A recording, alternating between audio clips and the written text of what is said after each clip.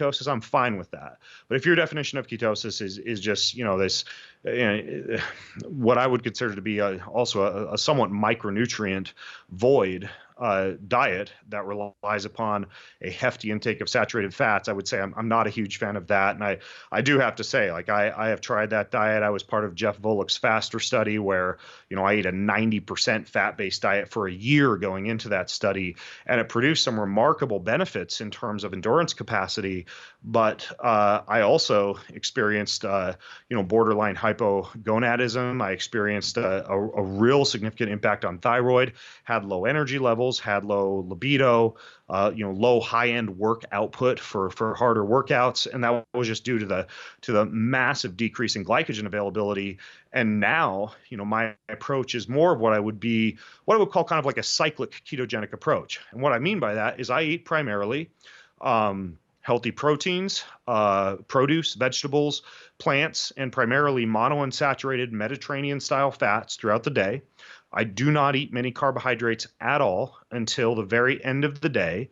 At the very end of the day, I tend to do a workout that kind of temporarily places me in a pretty insulin sensitive state and upregulates glucose transporters, so that when I sit down to dinner, which tends to be the one meal of the day where most people do want a little bit more freedom and flexibility, maybe it's a party or a night out or a family dinner or whatever, that's when I'll have some red wine or dark chocolate or a little bit of sourdough bread or millet or sweet potato fries, or typically about 150, 200 grams or so of carbohydrates.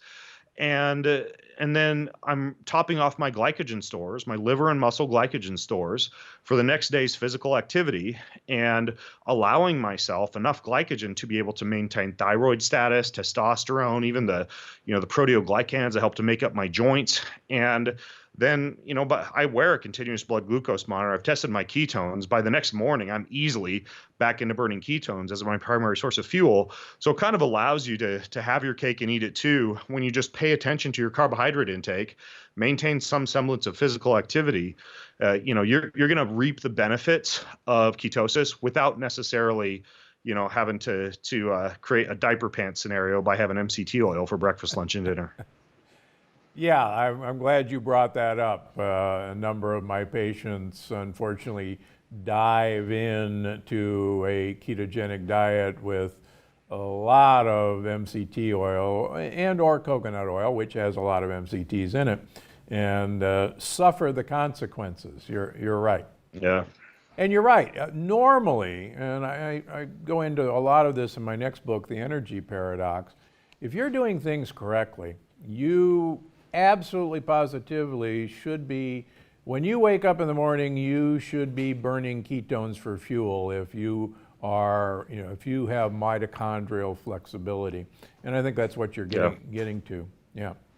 Yeah, exactly. Yeah, you can have a wonderful big meal at night, and you should be in ketosis by the next morning if you did things right. Yeah, and a lot of people will argue that you should eat your carbohydrates in the morning because the body is in a more insulin-sensitive state in the morning, and that is actually true. However, like I mentioned, you can self-induce a state of temporary insulin sensitivity by simply saving, let's say, a weight training workout or a high-intensity interval training workout, and it doesn't have to be long. We're talking like, give me 10 to 15 minutes prior to dinner, and then you're actually kind of opening up those pathways to be able to partition that glucose properly. And I got to tell you, after wearing this continuous blood glucose monitor for as long as I have, one thing I've found that I think also flies under the radar